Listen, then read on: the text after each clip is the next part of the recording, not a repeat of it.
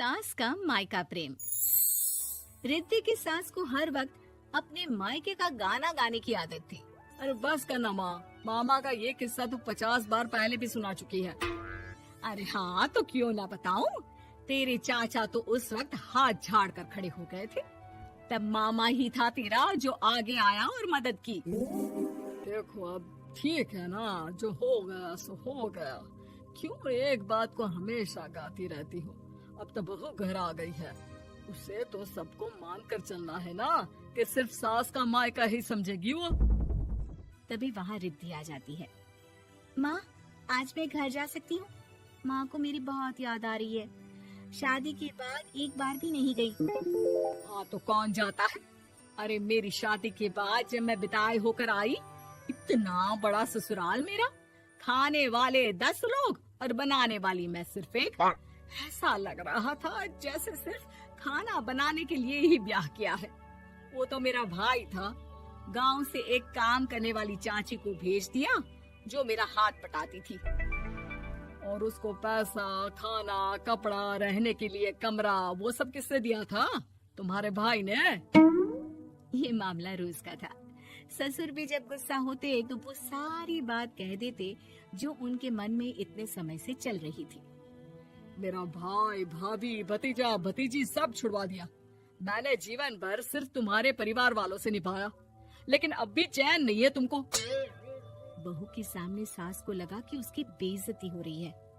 अब सुन बहू, अपने कमरे में जा, कहीं नहीं जाना मायके वायके। घर का काम कौन करेगा? पड़ोसन। बहू समझ जाती है मामला गर्म चल रहा है। कमरे में जाने में ही भलाई है। कमरे में क्या है? तुम्हारी माँ हर वक्त चिक चिक चिक करती रहती है। कल ताई मिली थी तुम्हारी मुझे, लेकिन मजाल है सासू माँ की उन्होंने एक बुराई की हो, लेकिन सासू माँ हाँ, जब देखो तब ससुराल के लोगों की बुराई करती रहती है। बेचारे पापा जी कितना मिस करते हैं अपने घर वालों को। मेरा तो बड़ा मन करता है कि ताऊ जी, चाचा जी और सब मिलकर रहे, ना साथ रहे लेकिन आना जाना तो ठीक से रखे। हिंदुस्तान और पाकिस्तान एक हो सकता है, लेकिन चाचा और ताऊ के परिवार के साथ हम लोगों का मिलन ना जी ना, कभी नहीं हो सकता। ये बात है। देखिए मेरे साथ ना ज्यादा चैलेंज मत करिएगा। ऐसा कोई काम नहीं है जो मैं नहीं कर सकती। ससुर जी जो कि बहू की बात सुन रहे थे सामने आ जाते हैं। अरे बेटा, तू ये कर सकती है तो प्लीज मेरा परिवार किसी तरह मुझसे मिलवा दे। सारी जवानी तो मैंने किसी तरह काट ली, लेकिन जीवन के इस पड़ाव पर बहुत याद आती है मेरे परिवार की। हाँ हाँ पिताजी, आप चिंता मत करिए, बस मेरा साथ देते रहिए आप दोनों। फिर देखिए कैसे माँ जी भी ठीक हो जाएंगी और पूरा परिवार भी एक हो जाएगा। थोड़ी देर बाद बहू सामान लेकर घर से निकल रही होती है कि मना किया था ना तुझे मायके जाने के लिए, फिर क्यों जा रही है? बहू कुछ कहती इससे पहले ही बेटा बोलने लगता है। क्या है माँ, वो घर जा रही है। वैसे भी उसके माता पिता ने मुझे 10 लाख दिए तब जाकर मेरा काम शुरू हो पाया, वरना तूने मेरे लिए किया क्या है? अरे वाह बेटा, बचपन से पढ़ाया लिखाया, तेरे दुख दर्द में जगी, और आज वो लोग तुझे सही लग रहे हैं। और फिर ससुराल में लड़की खुश रहे, ये तो मायके वालों की जीवन भर की जिम्मेदारी रहती है। तो ये तुमको भी तो सोचना था ना। ताऊ जी ने पापा को पढ़ाया लिखाया, जब तुम नहीं आई थी तो पापा के लिए ताई जी ने पापा की माँ की तरह देखभाल की। अब बोलिए। अरे तू कुछ नहीं जानता बेटा, तेरे पापा को सब पता है, तभी वो उन लोगों से वास्ता नहीं रखते। मैं उन लोगों को जानता हूँ, लेकिन मैं तुम्हें नहीं जानता कि तुम्हारे मन के लायक काम नहीं हुआ तो तुम घर की शांति बर्बाद कर दोगी। सास जोर जोर से चिल्लाने लगती है। तभी वहाँ सास का भाई आ जाता है। अरे क्यों आप लोग मेरी बहन को परेशान करते रहते हैं? पहले ये जीजा कम थे, जब बहू भी आ गई।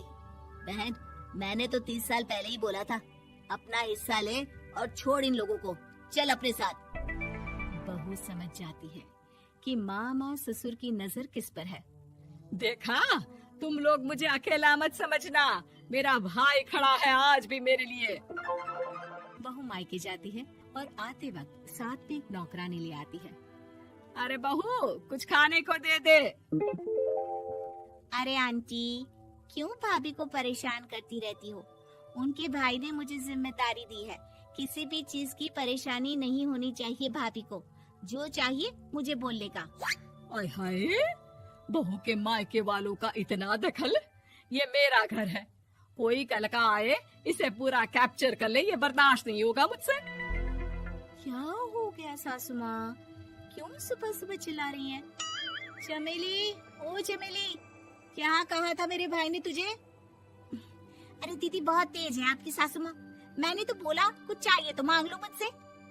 अरे निकल यहाँ से, घर को रेलवे स्टेशन बना रखा है, जो देखो वो घुमा जा रहा है यहाँ से वहाँ। ये कहीं नहीं जाएगी। ये जाएगी तो घर का काम कौन करेगा? मैं। हाँ, और क्या करती है बहुएं? घर का काम ही तो करती है, इसमें नया क्या है? तभी वहाँ ससुर जी आ जाते हैं। हाँ, तो यही बात तो तुम्हें भी समझनी चाहिए थी ना।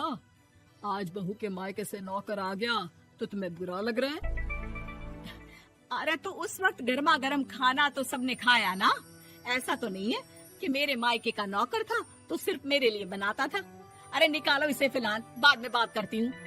सास का गुस्सा जोर से नौकरानी पर फूटता है। तभी वहाँ बेटा सामान के साथ आकर खड़ा हो जाता है। चलो रिद्धि, तुम ठीक बोलती हो। मेरी माँ को तो हम लोगों की कोई फिक्र है ही नहीं, ये तो सारा दिन सिर्फ अपने बारे में सोचती है। और देखिए, मैं अब से कह रही हूँ कि अब से इस घर की तरफ आपको देखना भी नहीं है। नहीं आना आज के बाद इन लोगों से मिलने। हाँ, बस कभी कभी दिन में 2 बार मिलने आ जाओ। नहीं, बिल्कुल नहीं। ससुर झूठा नाटक करते हुए। मेरी बीवी ने मुझे मेरे ही परिवार से दूर कर दिया, आज बहू मेरा इकलौता बेटा दूर कर रही है। हाय, कैसे जीऊंगा मैं? वाह, वो भाई जो आपको बेटे की तरह मानता था, उन्हें छोड़ने में तो दुख नहीं हुआ। आज खुद का बेटा छोड़कर जा रहा है तो कैसे जीऊंगा? बड़े आए। अब सास समझ चुकी थी कि उससे गलती क्या हुई है। मुझे माफ कर दे बहू, अब मेरी समझ में आ गया कि अपनों से दूर कर बीवियां पति का भला नहीं बल्कि उन्हें जीवन में अकेला कर रही है। मुझे माफ कर दे, मैं अब सबसे माफी मांग लूंगी। ससुर जी दूर से बहू को थम्स अप दिखाते हैं।